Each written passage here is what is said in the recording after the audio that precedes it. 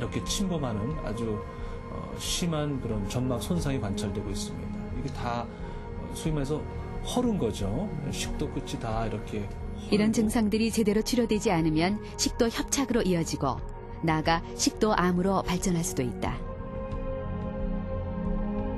김한규 씨 같은 경우도 역시 비교적 굉장히 빠른 식사를 하시기 때문에 그러한 빠른 식사에 의한 공기 변화가 역시 위식도 역류 질환을 일으키는데 일부 관여했다고 생각할 수 있겠습니다.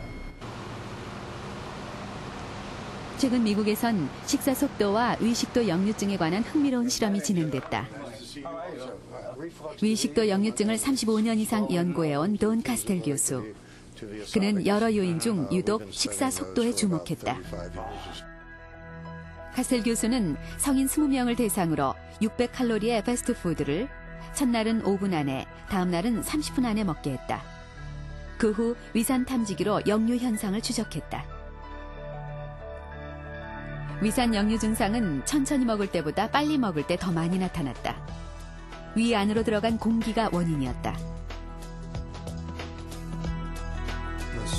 음식을 먹어서 배가 차면 위의 윗부분, 즉 관략근이 열리게 됩니다. 이것은 1차적으로 삼킨 공기를 내보내기 위해서 그런 건데요. 배의 압력을 낮추기 위해서죠.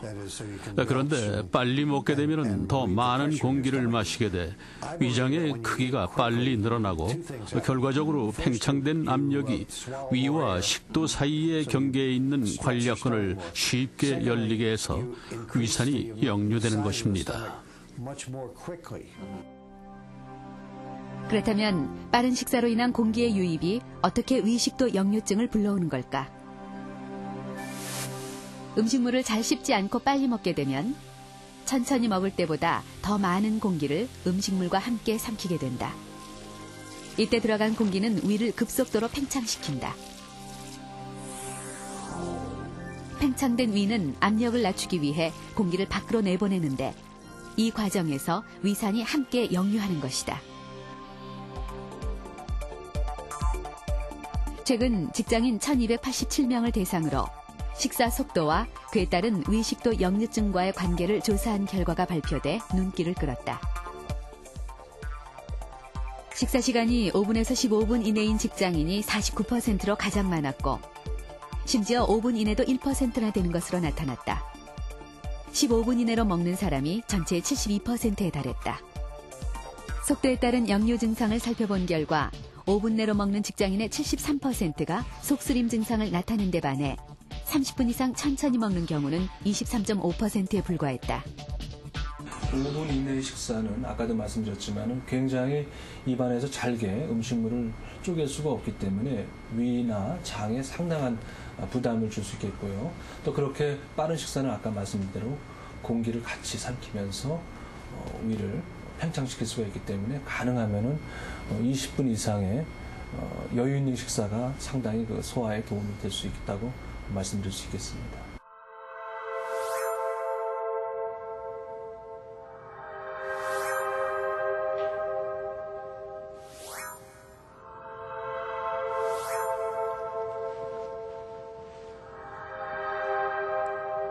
오늘날 이 땅의 주인은 인간이지만 그 옛날 중생대를 지배한 건 잘 아시다시피 공룡입니다. 한 시대를 풍미했던 공룡에 대한 연구는 끊임없이 진행되고 있는데요. 2004년 8월 15일자 뉴욕타임스입니다. 여기에 티라노사우루스에 대한 흥미로운 기사가 실렸는데요. 최근 연구에 따르면 육식 공룡 중에서 가장 힘도 세고 덩치가 커서 제일 포악했을 것이라고 추측되는 이 공룡의 평균 수명은 불과 30년 정도로 다른 공룡의 절반 수준밖에 안 된다는 사실이 새롭게 밝혀졌습니다. 그런데 이 정작 재미있는 사실은 평균 수명이 짧을 수밖에 없었던 원인인데요. 너무 빨리 먹어서라고 합니다. 티라노사우루스는 14세에서 18세 사이에 엄청난 속도로 많은 양을 먹었는데요.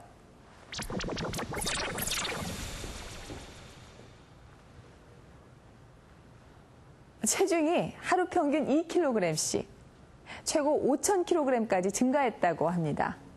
결국 먹는 속도에 비례해서 성장하다가 그만큼 빨리 죽었던 것이죠. 이렇게 공룡을 죽음으로 몰았던 빨리 먹는 습관. 현재 한국인들에게 빨리 먹는 습관은 보편화돼 있는데요. 때문에 우리들에게도 소화기뿐만 아니라 그 밖에 예상치 못한 질병들이 나타나고 있습니다. 오랫동안 비만으로 소가리를 해오던 김명섭 씨. 오늘은 직접 병원을 찾았다. 우선 김 씨의 비만 정도를 알아보기 위해 몇 가지 검사가 이루어졌다. 지금 허리둘레가 105.5cm입니다. 또 비만의 원인을 찾기 위해 식습관에 관한 구체적인 설문이 진행됐다.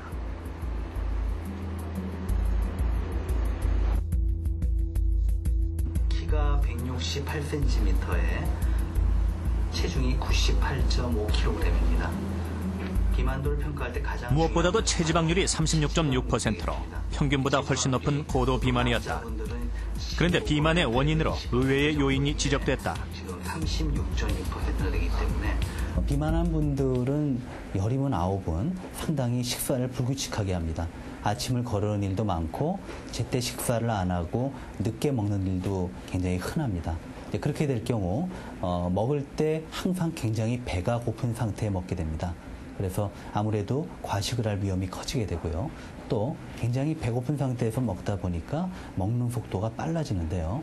제 비만 환자의 상당수는 식사를 보통 10분 이내에 다 해결을 합니다.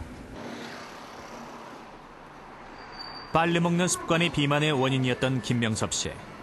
김 씨는 직업의 특성상 언제나 쫓기듯이 식사를 할 수밖에 없다고 한다. 바쁜 틈을 내 매장 한 구석에 김명섭 씨와 직장 동료 식사가 마련됐다. 과연 김 씨는 얼마나 빨리 먹을까? 그릇 가득 담겼던 비빔밥은 숟가락 몇 술에 바닥을 드러냈다. 5분이 채 지나지 않은 시간이었다. 반면 직장 동료 그릇엔 아직도 절반 이상이 남아있다. 평상시에도 보통 저랑 같이 밥을 먹으면 반 정도. 제가 어른들하고 밥 먹을 때도 빨리 먹는 스타일이라서 좀 난처할 때가 가끔 있습니다. 과연 식사 속도의 차이는 우리 몸에 어떤 영향을 미칠까? 우선 실험에 사용될 음식을 특수 제작했다. 인체에 해가 없을 정도의 방사능 동위원소를 음식물에 주입했다. 이는 섭취한 음식물이 몸 안에서 배출되는 과정을 추적할 수 있도록 하기 위해서다. 그런 다음 테스트미를 시간을 달리하여 먹게 했다. 빨리 먹을 경우는 2분, 천천히 먹을 경우는 10분으로 설정한 후 각각의 배출 과정을 지켜보기로 했다. 감마 카메라를 활용해 배출 과정을 추적했다. 동위원소가 섞인 테스트밀은 방사선의 반응에 빛을 내기 때문에 위나 소장으로 이동하는 음식물의 위치를 확인할 수 있다.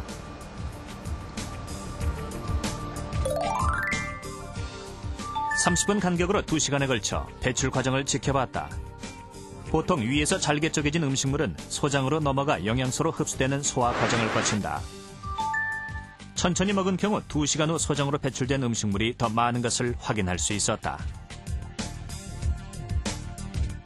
음식물이 소장으로 반쯤 넘어간 시간을 분석한 결과 빨리 먹었을 경우는 109분, 천천히 먹었을 경우 53분으로 나타났다. 다시 말해 천천히 먹었을 때 소화가 더 잘 됨을 알 수 있었다. 천천히 꼭꼭 씹어서 음식을 먹은 경우가 되겠죠. 그 경우에는 비교적 위에 남아있는 음식물이 비교적 빨리 십이장 또 소장으로 넘어가는 그런 경향성은 있었던 것 같습니다. 그것을 이제 위 배출 반감기라는 어떤 시간으로 저희가 평가를 하는데 어떤 음식을 너무 급하게 먹었을 때 위에 정체되는 시간이 좀 오래 되지 않나 하는 경향성을 한 환자지만은 우리가 볼 수는 있었다고 할 수 있을 것 같습니다.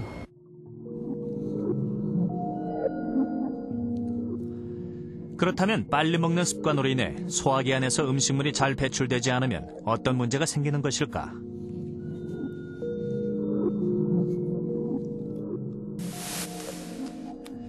씹는 활동으로 입안에서 1차로 잘게 부서진 음식물은 식도를 지나 위로 들어간다.